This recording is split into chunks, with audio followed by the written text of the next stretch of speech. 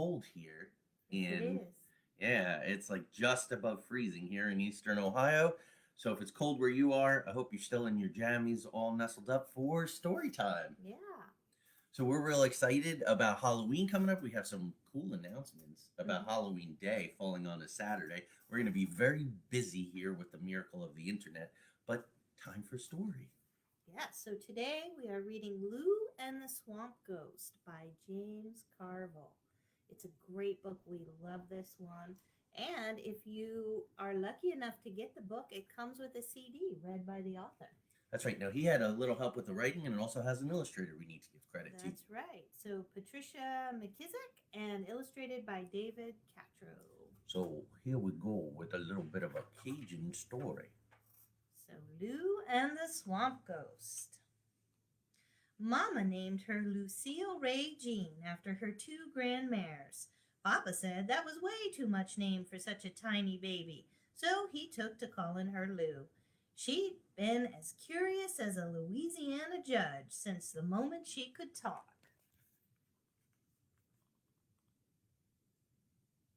I want to get the pictures in there. Oh, There very we nice. go.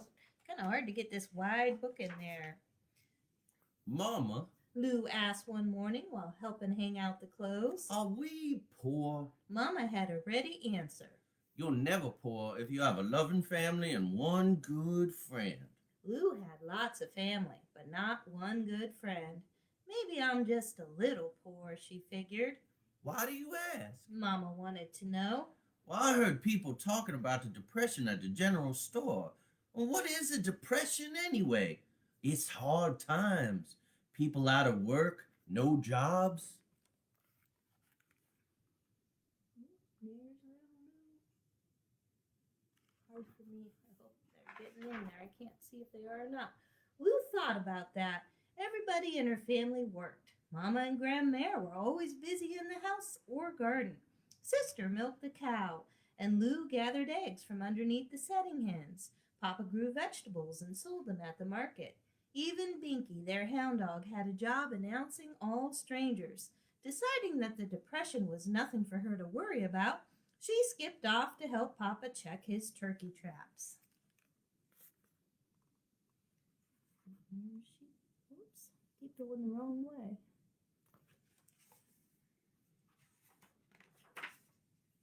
The cypress woods were always full of wonderful sounds and smells.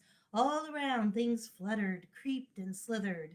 Lou skipped up beside Papa, and her movement scared a fat frog from one lily pad to another. Just then, a water snake raised its head, but the frog sprang away. Now, old Mr. No Hips, you'll have to find something else for supper. Papa, how come snakes eat frogs? All living things have to eat to stay alive. Snakes eat frogs, frogs eat bugs, and bugs eat us.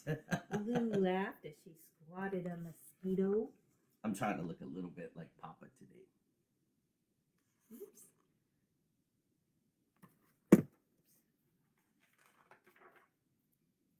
Farther into the swamp, Lou noticed something else. Papa, how come the leaves of the sycamore tree are turning inside out? Well, means it'll rain for noon. There wasn't a cloud in the sky. As Papa worked, Lou walked ahead. Suddenly, the air felt thicker. The sky grew darker. A worrisome mosquito buzzed in her ear. Otherwise, it was quiet. Too quiet.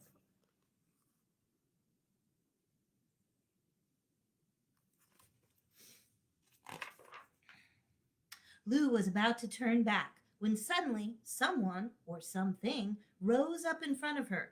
The thing was covered in mud from head to toe. Leaves, twigs, and feathers stuck to it, and it smelled awful. Pewee! Lou's cousin had told her about a creature called a swamp ghost who gobbled up nosy little girls who strayed too far from home. She never believed them before, but now here was one standing right in front of her, a genuine, for real swamp ghost. Please don't take me away, swamp ghost. Lou pleaded. She shut her eyes and waited for the worst. At last, the answer came. Why shouldn't I? Lou thought hard. Because I'm way too skinny to have much flavor. You need a good pork chop.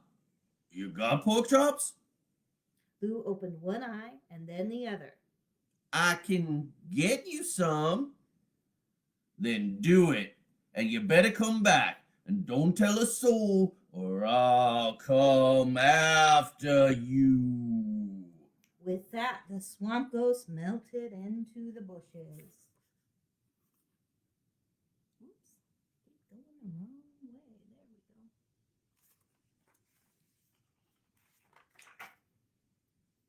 Papa was right, after all. It stormed. Lou was from foot to foot till it was over. Soon as she could, she filled a basket with lunch leftovers, slipped out the back door, and followed the path to where she'd last seen the dreaded creature. Shaking a little, she called, Swamp Ghost, I'm here.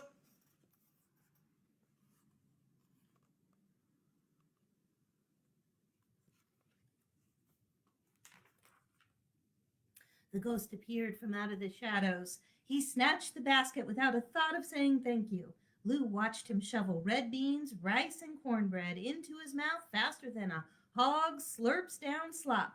Lou couldn't resist asking just one little question.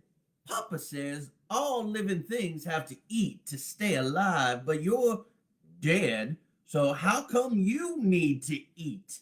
The ghost studied her, his eyes the color of a summer sky. Maybe it's 'cause we think we're still living, so we get hungry like the people we used to be. That made sense to Lou. Still, there was something different about this ghost. He wasn't nearly as big and as scary as a ghost should be. Moving in for a closer look, Lou snapped her fingers. I got it. You're a kid ghost, aren't you? The creature pulled himself up tall. I'm still big enough to swallow you whole and spit out the bones. Bring more food tomorrow, or that's what I'm gonna do. And he disappeared into the woods. There's Lou, and where is the ghost? The next day, Lou did her chores early, then packed crab cakes, biscuits, and a piece of grandmare's apple pie and set out for the woods. You swamp ghost. She called, and he appeared looking tired and even dirtier than before. Thank you for coming. He Why, that's mighty fine of you to say. You're welcome. My name's Lou. What's yours? You just keep on calling me Swamp Ghost. Do you have a family, Swamp Ghost? Nope, just me. Do you have one good friend? Nope again. Nobody should be that poor, Lou thought sadly. Not even an ugly swamp ghost. I've got a great big family, but I don't have a friend either. She told him.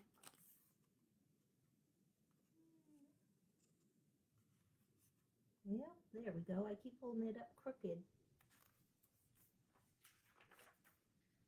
They walked along the bayou, watching an alligator watching them, and a white heron perched on a cypress knee. Lou tried to see how long she could stand on one leg like the heron. The swamp ghost tried too. She fell, he fell. Their laughs echoed through the lowlands and startled a flock of swallows. No disrespect, but you're not a very good ghost. You got no chain to rattle. You don't go, ooh, ooh, ooh. You even laugh and play. I look scary. Scared you, didn't I? I ain't as scared of you one bit. That's the problem. But let me noodle on how we can fix it. And she skipped off, leaving the swamp ghost by the side of the path.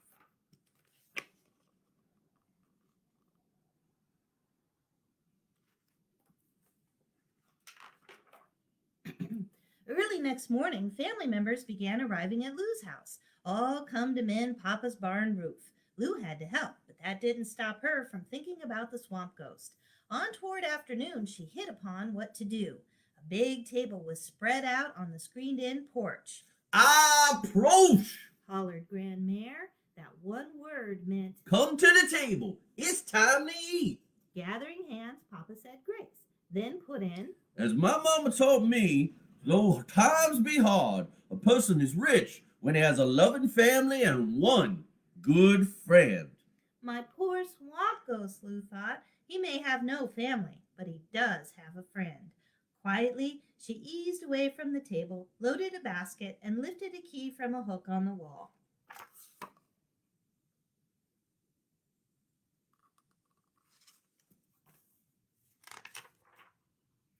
Lou rushed through the deep, dark woods. In her haste, she never noticed that the sycamore leaves had turned inside out. Oh, swamp ghost, it's me. She called. From behind a cypress he appeared. He ate while Lou shared her plan.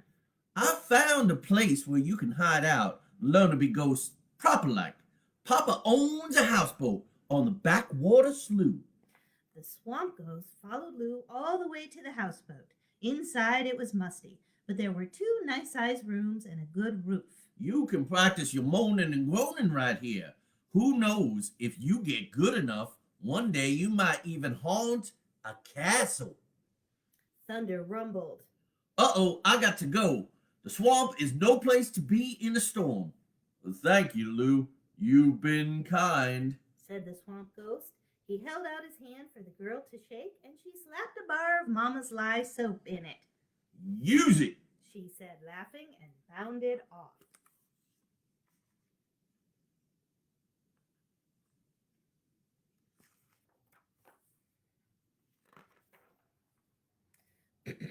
The storm closed in fast. Midway home, the heavens opened. The driving rain made it impossible to see, and the ground beneath Lou's feet became liquid. Poor Lou lost her footing and fell. Mud covered her and filled her nostrils. She tried to breathe. She tried to get up.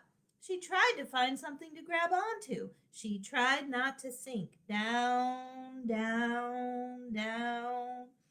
Suddenly, a hand grabbed her arm. It tugged at her, lifting Lou upright. Pull, pull! Was it Papa? Lightning flashed, and she could see a figure that looked like a boy. There wasn't time to ask all the questions that filled her head. I love this illustration. I do too. Whoops. There she is, sinking down, down. And there's the hand coming to help. Lou dragged herself after him, back to the houseboat. Safe inside, she sunk onto a stool and caught her breath. I'm grateful for your help, she stammered, and then Lou asked the question that had been hovering inside her for days. I got to know, are you a swamp ghost or not? Whoops. Well, there we go. That's the part I was trying to get to. So there's the swamp ghost without his swamp ghostiness. They probably all knew he wasn't a ghost from the start. A smile flickered across the boy's face. What do you think? What happened to all that ugly that was on you? I smeared myself with mud to keep mosquitoes from eating me alive in the swamp. Rain washed it off. Lou listened carefully, looking into the familiar bright blue eyes. My name is Philippe, and I'm really from Baton Rouge. No, folks, been riding the rails looking for work, found my way here. This depression has been mighty hard on me, and I'm truly sorry you almost got hurt. While they talked, the rain stopped. In the distance, Lou could hear Papa calling her name. Well, I better go. Philippe said, heading out the door. Thanks for being such a good friend. Long about now, Lou was feeling mighty rich. Oh, wait, why don't you tell Papa your story? He can always use a hand in exchange for room and board. She paused a moment, then giggled. And don't worry, your secret is safe with me. Papa need never know you're a swamp ghost trying to pass yourself off as a boy. There they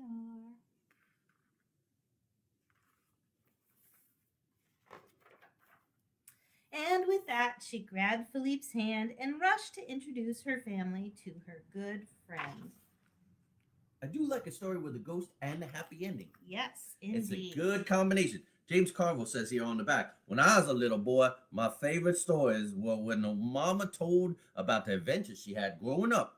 Now that I have two little girls of my own, I want to share one of my mama's stories with them and with you. And so I approach. So there you go. Next week we got old, what? Where's that camera? I know. Old Devil Wind.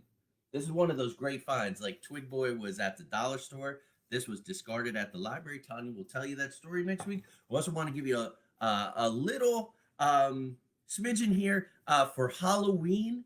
We're going to be on several times during the day. So we're going to do a Cinderella Skeleton on Halloween morning, which is exciting. That's in 2 weeks from today. And then Angus McGregor, my pirate, Scottish pirate, he's going to read Tam O'Shanter by Robert Burns sometime in the afternoon. In the evening, we're going to do Edgar Allan Poe's The Raven. We may have some guest readers with us. We don't know. We'll have to see if they're feeling shy that day or not. And also, then we're going to have a digital Halloween party. That's right. So Costume definitely stay party. tuned for that. Yeah, costume. We'll be in costume. I'm going to do my steampunk future Victorian guy, Agent XYZ, and you got something cool you're working on? So we will see you next week. Thanks always for tuning in, and have a great week, folks. Happy Saturday.